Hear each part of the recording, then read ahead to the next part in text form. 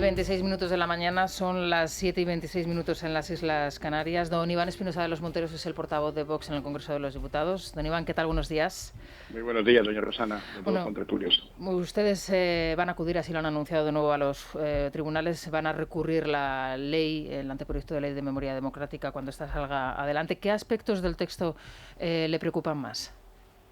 Bueno, efectivamente vamos a recurrirlo y yo creo que ya todo el mundo sabe que los servicios jurídicos de Vox tienen primero una enorme seriedad cuando tratan un tema y segundo pues un ratio de éxito bastante elevado. Pero en el caso de la ley de memoria histórica, si se aprueba en las conferencias que estamos leyendo, pues yo creo que es un atropello a derechos fundamentales de los españoles, ¿no? El principal derecho que se vulnera es el de libertad de opinión, el de libertad de expresión, es decir, pensar que un gobierno nos va a decir a todos cómo tenemos que pensar, cómo tenemos que interpretar la historia, cómo tenemos que escribir, qué cosas podemos leer o no. Esto es propio de regímenes totalitarios, es algo verdaderamente incompatible con la democracia y con un modelo mínimo de libertad, ¿no? Parece mentira que habiendo avanzado tantos años desde la llegada de la democracia a España, estemos involucionando hacia un sistema cada vez más intolerante, cada vez más restrictivo y que cada vez deja menos espacio de libertad a los españoles. Yo creo que esta es de las leyes ideológicas más graves que aprueba o que puede aprobar este gobierno, que se fundamenta, no lo olvidemos, en la ley que en su día aprobó ZP y que el gobierno de Aznar, el gobierno de Rajoy decidió mantener, o decidió no derogar en los 4 años en los que estuvo con mayoría absoluta, ¿no? Y el problema de las batallas que no se van dando es que se pierden siempre. Hay que intentar resistirse a todos estos avances de una izquierda cada vez más radical y para eso pues tenemos también a veces el concurso de los pasivos, de los que no hacen nada y luego se quejan cuando, pasado el tiempo, pues es cada vez más difícil retroceder y volver por un camino de sentido común. Bueno, ese aspecto o ese momento lo acaba de recordar aquí Paco Maronda, precisamente decía, uno de los grandes errores de Mariano Rajoy fue precisamente no derogar esa ley. Ustedes, lo acaba de decir también, acuden a los tribunales o han hecho del recurso ante los tribunales una manera también de hacer oposición a este gobierno. ¿Cree que es ya el único modo de frenar al Ejecutivo de Pedro Sánchez? Bueno, es que en el sistema que tenemos de separación de poderes se supone que hay unos contrapesos, que hay unos equilibrios, que cada poder es independiente y tiene la capacidad y también la obligación, digamos, de controlar o vigilar al contrario, ¿no? Como el Ejecutivo y el Legislativo están indisolublemente unidos, porque en realidad en España no elegimos un Ejecutivo, elegimos un Legislativo que a su vez elige un Ejecutivo y por ahí pues hay poca capacidad de control. Lo hemos visto también con el estado de excepción encubierto que han llamado estado de alarma, que el Tribunal Constitucional ya ha dicho que era inconstitucional. Y uno de los motivos por los que pretendían mantenerse y de hecho consiguieron mantenerse con el estado de alarma, era evitar el control del Congreso, evitar que el Ejecutivo estuviera controlado por el Congreso. Y esto es un poco más de lo mismo. Tenemos que buscar maneras, ya que el Legislativo no controla al Ejecutivo, pues nos queda el sistema o el Poder Judicial. Y por ahí, por supuesto, cada una de las cosas que va haciendo este gobierno, que pensemos, no que no nos guste, sino que además de no gustarnos, es inconstitucional, y ya van unas cuantas, creo que llevamos 18 recursos ante el Tribunal Constitucional con cierto éxito, todo hay que decirlo, pues claro que utilizaremos las vías que están a nuestro alcance, porque de verdad es que es un atropello a la igualdad de los españoles, a los que se discrimina por el bando en el que lucharon sus abuelos, y se obliga a los españoles a condenar a sus abuelos. Oiga, la mitad de España estuvo en un bando y la mitad estuvo en otro, y de los españoles contemporáneos, pues más de la mitad tienen que tener abuelos de un bando y probablemente más de la mitad tienen abuelos de los dos bandos, y por tanto tener que condenar a un abuelo en función de unos criterios y parámetros que fija un gobierno de izquierdas no tiene ningún sentido, como no tiene sentido limitar la libertad de expresión o la libertad de cátedra o que no se puedan publicar ciertos libros. Esto empieza a aparecer como Fahrenheit 451, donde se queman y se prohíben los libros. Esto es algo realmente impensable hace solo unos años, pero que como este gobierno va enlazando escándalo tras escándalo, ya parece que nada nos sorprende, pero esto es de una gravedad extrema, como lo fue lo de los indultos, como fue todo lo que vamos viendo como estado de alarma. Todos los días tenemos un escándalo nuevo que tapa el anterior y parece que nos estamos volviendo casi insensibles a cosas gravísimas que están pasando. Sin embargo, y volviendo otra vez a los tribunales, no deja de ser sorprendente lo que sale o lo que sucede después de un fallo como el que ustedes, por ejemplo, una sentencia como la que ustedes han forzado en el Tribunal Constitucional relativa al estado de alarma. ¿No le parece a usted realmente bochornoso, ¿no? También el espectáculo que está dando la justicia? Estamos asistiendo en directo, también con nocturnidad, a filtraciones, a comunicaciones oficiales que se hacen a unas horas totalmente extrañas, a unos votos particulares que se conocen y que luego se dice que son borradores. ¿Ustedes, si en algún momento llegan al poder, tienen algún plan para hacer una reforma seria de la justicia en donde realmente podamos asistir o disfrutar de una división real de poderes en este país y en donde, bueno, pues no tengamos que asistir a espectáculos como el que estamos viendo a raíz de esa sentencia que provocan ustedes con ese recurso que presentan? La verdad es que tiene usted razón en que es espectáculo tras espectáculo, ¿no? Incluso cuando las sentencias son, digamos, favorables a lo que nosotros estamos pidiendo, nos da mucha pena que no tengan ningún tipo de repercusión. En el caso, por ejemplo, del Constitucional, que ha fallado pues con un año de retraso respecto al estado de alarma, bien, nos han dado la razón. Efectivamente, una vez más, Vox tenía razón, como lo tenía con los indultos, como lo tenía con el procés, como lo tenía con tantas cosas, pero al final, ¿cuáles son las consecuencias? Llevamos el proceso a juicio, conseguimos que se condene a los culpables, al cabo de un tiempo llega el gobierno, les concede un indulto absolutamente irregular, que a su vez el Supremo califica como impresentable, un escrito de los más duros que yo he leído en la reciente historia de nuestra democracia contra el gobierno. No pasa absolutamente nada. Llega el Constitucional, dice que el estado de alarma fue inconstitucional, no pasa absolutamente nada, nadie asume consecuencias políticas, no dimite el gobierno. En fin, yo ya no sé qué es lo que hace falta para que las cosas empiecen a tener un poco de sentido. Y luego, además, lo que usted dice, efectivamente, dentro del mundo de la justicia, pues también vemos comportamientos verdaderamente sorprendentes, lo de Conde Pumpido insultando a sus compañeros y luego retirándolo del borrador, los horarios, como usted dice, a los que se filtran o se publican ciertas noticias del mundo judicial. Fíjese, la reforma de la justicia yo creo que es probablemente de las más importantes, si no la más importante a largo plazo que tendría que acometer un gobierno serio, pero claro, como siempre estas cosas se van dejando y se van complicando con el tiempo, ¿no? Hay muchas cosas muy urgentes, pero la justicia es quizá la más importante. ¿Cree usted que el Partido Popular debería volver a sentarse en esa mesa de negociación para la renovación de los órganos como hoy, por ejemplo, reclama la Unión Europea? Es que creo que el Partido Popular está inhabilitado para reformar nada, porque han tenido ya dos ocasiones de bastante tiempo, en una ocasión de 8 años, en otra casi de 7, para haber reformado muchas cosas, entre otras la justicia, y todo lo contrario, de lo que se preocupaban era de controlar las salas por la puerta de atrás, de colocar a sus acólitos en ciertos cargos, de politizar aún más la justicia, pero a su favor. No se trata de ver si la politizamos más a favor del PSOE o del Partido Popular, se trata de ver si conseguimos una justicia independiente, que es la verdadera garantía de un Estado de Derecho. Cuando hablamos de Estado de Derecho como la aspiración que toda nación debería tener sobre cómo se funciona, lo que hablamos es exactamente de esto, de que si alguna vez un gobierno, sea un gobierno municipal, autonómico o nacional, comete un atropello, comete un exceso, hace algo de manera inconstitucional, pues que haya unas consecuencias, que haya unos tribunales de los que uno se pueda fiar, para que con unos recursos suficientes dictaminen en unos plazos breves, porque esa es la otra, la justicia después de muchos años no es justicia, ¿no? Que dictaminen con total independencia, con arreglo a criterios jurídicos y no políticos, no a la visión de cada magistrado. A mí se me ponen los pelos de punta cuando digo que un magistrado es conservador o progresista. Digo, no, un magistrado o un juez debe ceñirse a la ley, y luego lo que piense o lo que vote, pues se lo tiene que guardar para sí mismo. No puede estar interpretando la ley en función de su visión política, ¿no?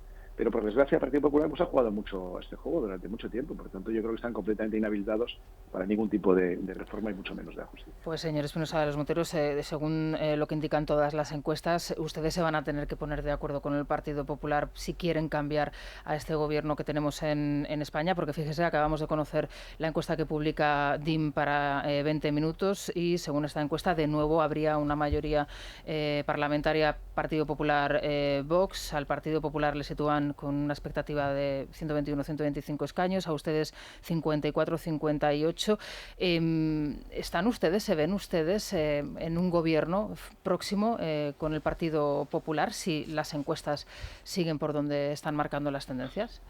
Bueno, yo sí creo efectivamente que Vox va a estar muy pronto en una posición para tomar decisiones importantes, para contribuir a importantes reformas que necesita España. La fórmula exacta en la que eso se produzca, pues lo veremos. Pero efectivamente es muy importante que de alguna manera Vox forme parte de esa fórmula, ¿no? Porque ya sabemos lo que pasa cuando se deja en manos del Partido Popular. Ya lo hemos comprobado y muy recientemente. No hace falta tener memoria histórica ni democrática para acordarse de lo que fue hasta hace solo 3 años, ¿no? De las excepciones, de la cantidad de cosas que se habían prometido y no se hicieron, de la similitud, en realidad, entre las políticas del Partido Popular y el Partido Socialista, que son dos caras de la misma moneda, que tienen una visión muy parecida, que se ponen de acuerdo en cosas importantes y graves para España sin que los españoles lo vean. Nosotros en el Congreso aquí lo vemos a diario, ¿no? Por eso es muy importante la presencia de Vox, por eso es muy importante que entremos con fuerza en el gobierno, en futuros posibles gobiernos, de una manera activa o colateral, de eso no vamos a hablar ahora, pero la presencia de Vox es absolutamente fundamental si queremos asegurarnos de que las cosas se hacen bien y no se hacen como siempre, que sería una excepción más de la cual yo creo que ya muchos españoles quedarían, digamos, desencantados y desenganchados de la política probablemente para siempre, porque si no somos capaces de introducir reformas de verdad después del daño que está haciendo este gobierno tan radical, Frankenstein, entre una izquierda radical, unos separatistas, unos filoterroristas, si no somos capaces de reformar esto pero de una manera profunda, yo creo que ya pues perderíamos toda esperanza en la política de cara al futuro. Sí, Gabriel Albiac le quería realizar una pregunta. Sí, buenos días, señor Espinosa. Yo pienso que para los que nos movemos en el ámbito académico, en esta historia de la ley de memoria, hay algo que queda oculto y que sería muy saludable que los políticos, particularmente los legisladores, se planteasen de una vez. Los archivos y el acceso a los archivos. Le doy un ejemplo. Cuando Péter Esterházy en Hungría, muy pocos años después de la caída del régimen, trata de encontrar los archivos de su padre, a raíz de lo cual escribe un libro terrorífico, versión corregida. Se encuentra, para su desgracia, porque realmente fue terrible lo que encontró, con que puede acceder a esos archivos inmediatamente sin el menor problema, porque esos archivos están universalmente abiertos y son archivos, en el caso de Esterházy, de 10 o 12 años antes. En España, en estos momentos, tenemos un problema, y tienen los historiadores de historia contemporánea en particular, un problema casi insoluble, y se lo digo porque lo conozco por amigos muy directos que chocan con él, que es la dispersión de los archivos y la existencia de archivos que siguen estando bajo carácter secreto 40 años después de la desaparición de la dictadura. Insisto, todo lo demás a mí me parece una locura, pero hay algo que, como persona ligada al mundo académico, considero indispensable. ¿Tienen ustedes, y hablo en general de los legisladores, tienen ustedes la intención de hacer una ley de archivos lo suficientemente clara como para que suceda lo que sucedió en Francia en los años 90, cuando todos los archivos, por más que fuesen dolorosos para quien fuesen, se hicieron a la luz, o como se ha hecho en los países del este, en Hungría, pero también en la República Federal Alemana, en los cuales, digo, de modo inmediato esos archivos sean accesibles a investigadores y a familiares? Pues muchas gracias, don Gabriel. Le he escuchado esta mañana efectivamente hablar de los archivos, los que usted tenía acceso y los que no. Y esto me recuerda una parte muy importante de otra de las cosas que hizo ZP y que Rajoy no quiso, digamos, compensar, ¿no? Que fue la cesión del archivo Salamanca, el Archivo General de la Guerra Civil Española, que estaba en Salamanca y que se cedió a los separatistas, precisamente para que pudieran limitar el acceso a aquellos documentos que no les convenían, ¿no?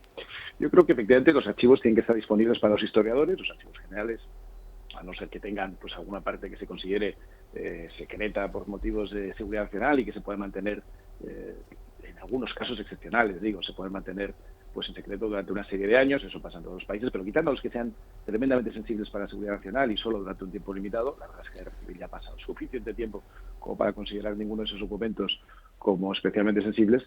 Es obvio que todos los historiadores deberían tener acceso a lo que es la memoria común. Esto sí que es la memoria común, esto sí que es la memoria histórica, que luego cada uno interpretará como quiera, porque los archivos son los mismos, pero la interpretación de la historia pues efectivamente puede ser diversa. En eso consiste también la libertad de cátedra o la libertad de expresión o la libertad de pensamiento, ¿no? Que no se pueda acceder a archivos que son comunes, que son de todos, que son parte de nuestro pasado, pues yo creo que merece efectivamente que lo miremos.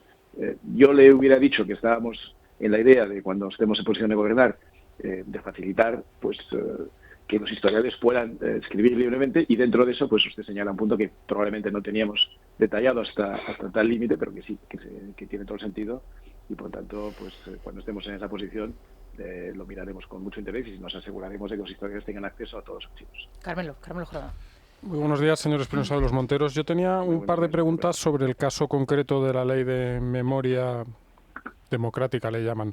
El primero es ¿qué recursos tienen previstos y si tienen ya previsto o es posible en este caso algún tipo de apelación a la justicia europea más allá del Tribunal Constitucional por si fuera necesaria. Y el segundo, ha estado usted hablando hace un momento de pues la entrada en un hipotético gobierno perdón, con la fórmula que fuese y la reforma de la justicia, pero en el caso concreto de esta ley, ¿su derogación sería un requisito sine qua non para Vox para a la hora de entrar a formar parte o de apoyar un hipotético gobierno futuro? Muchas gracias, don Carmen. Pues en primer lugar, respecto a recursos, como digo, pendiente, por supuesto, aquí en la parte procedimental es importante. Primero tenemos que ver que se apruebe la ley en las condiciones en las que se hace. Nuestra sensación es que va a ser peor esta versión que incluso la que tenía preparada Carmen Calvo, porque son todavía más sectarios los que, si cabe, ¿no? Es difícil encontrar el peso relativo de sectarismo en cada uno, pero parece que la ley es todavía más sectaria que la que se había filtrado hace tan solo unas semanas. Por lo tanto, lo primero es que queremos ver el contenido exacto, pero si es verdad, lo que estamos leyendo es verdad que va a haber una fiscalía de la verdad, que van a crear un ministerio de la verdad con un fiscal que le puede a uno meter en problemas jurídicos graves por opinar de una manera distinta. Si es verdad lo que estamos leyendo, parece claro, a falta de que el estudio o los servicios jurídicos lo estudien con más detalle, parece claro que esto adolece de una falta de constitucionalidad evidente y clara. Por lo tanto, el primer recurso ya por el Tribunal Constitucional. Recurrir a instancias europeas no nos suele gustar mucho porque implica aceptar que la soberanía de España se vea supervisada por terceros que normalmente no tienen tanto conocimiento ni tantos matices de lo que pasa aquí y que además ya le digo que en la experiencia reciente de España pues no es especialmente favorable. Yo opto más bien por otra cosa y paso a la segunda parte de su pregunta. ¿Qué vamos a hacer con esta ley? La derogaremos. Sin más, he oído que el Partido Popular la quiere cambiar por una ley de concordia. No, mire, la concordia ya fue posible en la transición. Eso fue la concordia. De hecho, hay un libro de Adolfo Suárez que se llama Fue posible la concordia. Estoy seguro que algún diputado del PP lo recordará. Así que no hace falta concordia. La concordia ya se obtuvo en esa transición. Y luego hubo una constitución para que quedara todo absolutamente claro, en negro sobre blanco. Por lo tanto, esto no son más que ramalazos de una izquierda cada vez más radical, apoyada por esta combinación Frankenstein de enemigos de España de todo tipo, que están, por supuesto, persiguiendo un objetivo muy claro, que es la destrucción de la nación. ¿Por qué no la destrucción de la nación? Porque están intentando enfrentar a los españoles con nuestro pasado común, están intentando arrancar las raíces que nos unen a nuestras familias, a nuestras comunidades o a nuestras regiones, están intentando enfrentarnos una vez más a los españoles con temas que se habían cicatrizado, que habían cerrado. Por cierto, lo mismo con el tema del Valle de los Caídos, donde el gobierno pretende demoler la cruz. Es que no se puede decir ya más claro lo que están intentando. Están claramente intentando borrar nuestras señas de identidad, nuestras señas como nación. Están intentando, en este esfuerzo que es tan típico de los globalistas, crear una nueva identidad en la que todos dependamos del gobierno, en la que todos tengamos una sola forma de pensar, en la que todos seamos prácticamente unos autómatas. Por lo tanto, nosotros no vamos a sustituir esto por una ley buenista de concordia. No, mire, la concordia ya existe.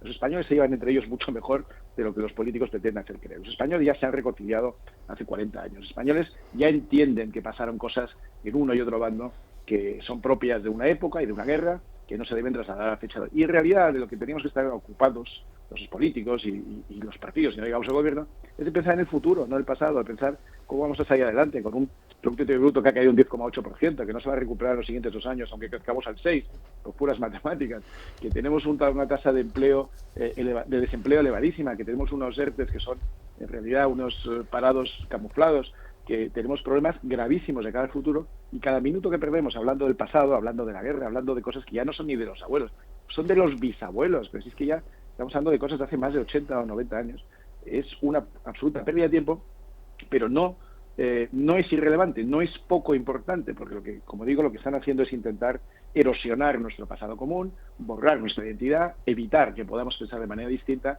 y al final imponer, como digo, pues un Estado cada vez más totalitario, que es lo que quiere, como siempre, pues esta izquierda completamente descabalgada de la centralidad y de cualquier atisbo de sensatez y de ideas razonables, ¿no? Bueno, pues señor Espinosa de los Monteros, muchas gracias por atender nuestra llamada y les deseamos que pase un buen día. Que creo que tienen ahora una cita de nuevo en el Parlamento, ¿no? Allí se tienen que ratificar unos decretos.